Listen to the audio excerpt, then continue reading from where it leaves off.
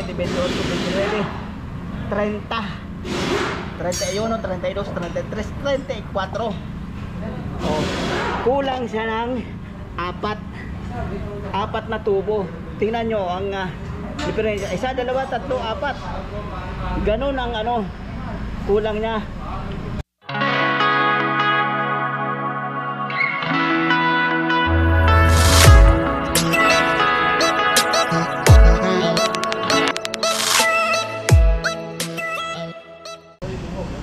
Magandang umaga po mga kasindero, at mayroon na naman nga ako i-share sa inyo. Ito ay Chevrolet Tahoe 2015 model, at i-repair natin yung aircon. Magpapalit tayo pala ng aircon. Palit tayo lahat, compressor, condenser, expansion valve, yun, at maglilinis tayo, general cleaning. At ito yung mga pyesa. Ayan yung compressor, ayan yung dalawang valve, harap likod, at ayan yung condenser. So yan na nga mga kasindero, umpisahan na natin.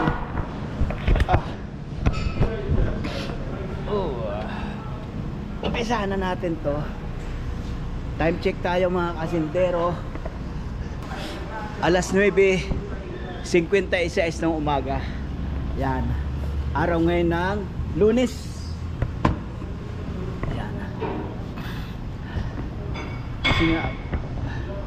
Pasingahin muna natin ang preyon. Pasingahin. Papasingawin.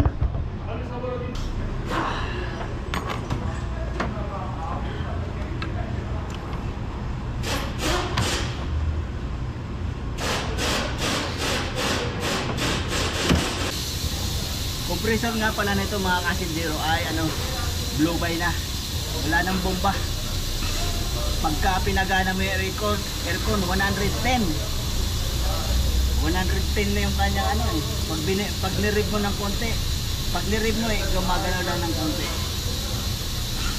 So yun na nga mga kasindero, babaklasin ko muna yan lahat para malinis natin. Unahin mo nating tanggalin compressor at condenser, tapos linis, tapos saka natin papalitan yung expansion valve. Eto na nga mga kasindero. Sobrang dumi ko. Mapapalo na naman ako ni inay. So nabaklas ko na nga mga kasindero ang condenser at compressor. Yan. At tanggal ko na yung compressor. Yung compressor wala siyang wala siyang tensioner o wala siyang adjuster. So dyan tayo maglilinis mga kasindero. Ito, lilinisin natin yan, papuntayan doon sa likod. Yan. Itong na to, papuntayan sa likod. Lalabas yan dito. Yan. Dyan, lalabas yan. Tapos yung sa harap, Yun ang tatanggalin natin. Tatanggalin natin yan, tapos dyan tayo maglilinis. Tapos titingnan natin yung condenser. Tingin ko sa condenser maninis. Ang problema yung ano, yung ito kung mayroong mabibili. Meron yung parang filter dyan sa loob, yung silica gel. So maya maya mga kasindero, lilinisan ko na yan. At yung belt kasi dapat pag magpalit ka ng compressor, palit na rin ang belt. Kaya lang itong ano, ayaw papalitan. Maayos pa naman daw. Ang hirap tanggalin. Mamaya pagkabit papakita ko sa inyo. Meron naman siyang ano, meron siyang panglagay, pangkabit ito. Sirkina kung tawagin dito. Anong oras na ba? 9:56 kanina. Uy, isang oras lang. Alas 11 9 na ng umaga. So megit lang isang oras na maklas ko na lahat at maglilinis na lang ako mamaya. Pahinga lang ng konti, tapos linis, tapos kabit na uli. Tapos yan ngayong araw na to, tapos yan.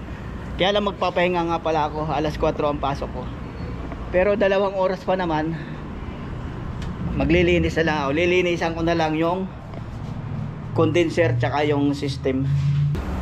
At ito na nga mga kasintero, ito yung ano, pinaka silica gel doon sa loob ng condenser. At hinahanapan pa, parang wala raw mabili, wala raw yata. Para saan pa kung lilinisan ko yun at wala rin naman, hindi rin naman ito mapapalitan. Kasi ito, naka ano dyan yung mga dumi, oh. Tapos shoutout. هذه من القطع الحساسة جدا جدا ما تتوفر إلا في الوكالة. Aywa. Wakala wala bakala. At yun na nga, unahin ko na munang linisan yung ano, yung system ng sasakyan. Ipahuli ko na yan. Kung may mabili sila, wala. At di ko na sa inyo papakita yung kung paano pag-flashing kasi itong camera natin maapyasan ng ano, nitong carbon tetra o Prion EDAS. Ganito lang yung mga kasindero, ginagamitan ko lang to ng ano, pinagbabawal na teknik. Ito ano to, tawag dito, yung sa high tension wire ng GMC. Ginawa ko lang ganyan. Tapos ilalagay dito sa hose. Itong hose na to, ano rin to, yung doon sa gauge ng Prion.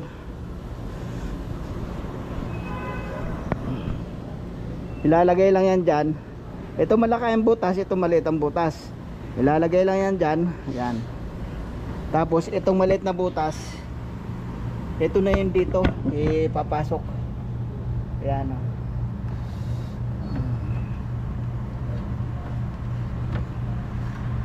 Ba't tayo pumasok? Tatakot? So ayan na. Pero kailangan mong hawakan ito kasi may pressure yan eh. Hahawakan mo ganyan pagbukas ng ano, valve ng carbon tetra. Tapos lalabas yan. Doon yan lalabas. Asan na ba yun? Ayun, yun. Ito. Diyan lang lalabas. Yung unang buhos, hintayin mong lalabas doon para siguradong malinis. Marami naman yan eh. Hintayin mong lumabas doon, sasahudin mo, tapos makikita mo kung may mga ribaba siya, kung mayroon siya mga ribaba na nanggaling sa compressor. Yan.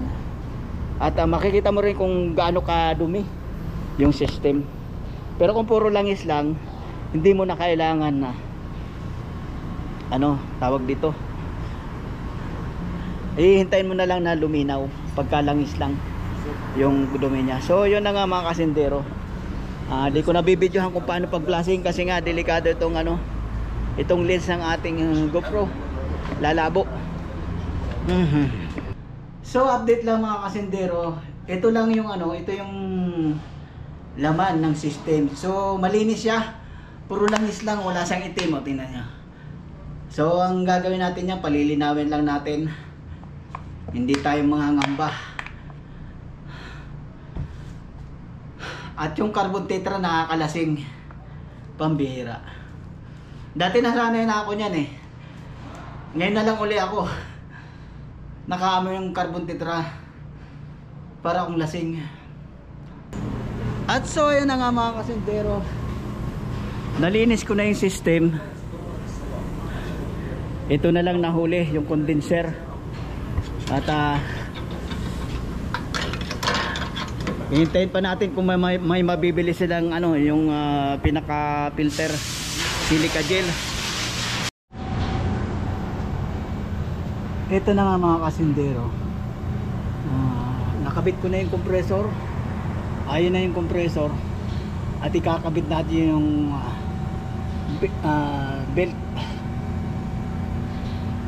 At itong ginagamit para makabit yan. Ayan o. Kikita nyo to. Yan. Yan na yung kinakabit dyan. Yan pang kabit sa belt. Igaganon mo lang siya dun sa taas. Tapos iikutin mo na yung puliya. Oh, tingnan nyo. Pero babantayan nyo yung belt dun sa kabila. Dun sa compressor, baka mamaya kumalas. At yung belt, ayun oh, nakabaluktot. Dapat ano yung pagkakaano niya. Ayan. Nakahiga ng papaganyan. Tapos ikot natin uli. Yan. Titingnan yung compressor. Sa compressor baka kumalas. Yan sa kabila. Yan. Oy. Kumakalas nga.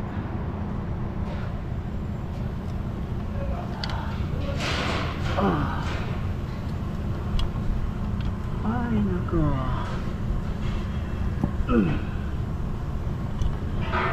Huwag kang kumalas, baby ko. Yun. Nakabit na. Ayan o. Tingnan nyo yun doon sa kabila. Ayan o. Ayan. Medyo sumala siya. Pero ibabalik mo lang siya. Babalik na. Alisin muna natin yung ano. Pababalik mo lang yung ikot. Kasi tutuwid na yan dito. Ayan o. Nakabaluktot kasi doon sa kabila. Ayan o. Pababalikin mo lang yung ikot. Tuwid na yan.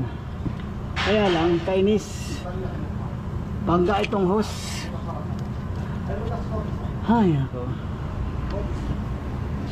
Mahirap ang ano, dadalawang kamay. Joke lang. Baka mamaya bigyan akong 4 na kamay eh. Balik natin.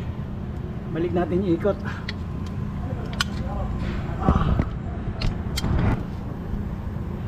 Ayan na yung sirkina oh.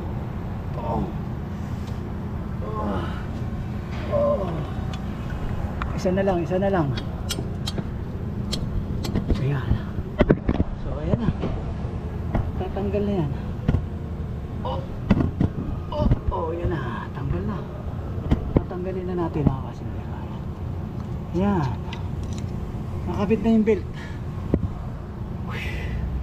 Kakangamit lang. Sakto yung lagay ng belt. Ayos na. At yun nga mga kasindero. Ganito yung panglagay ng belt ng mga ano. GMC, Chevrolet, pare-paras lang naman.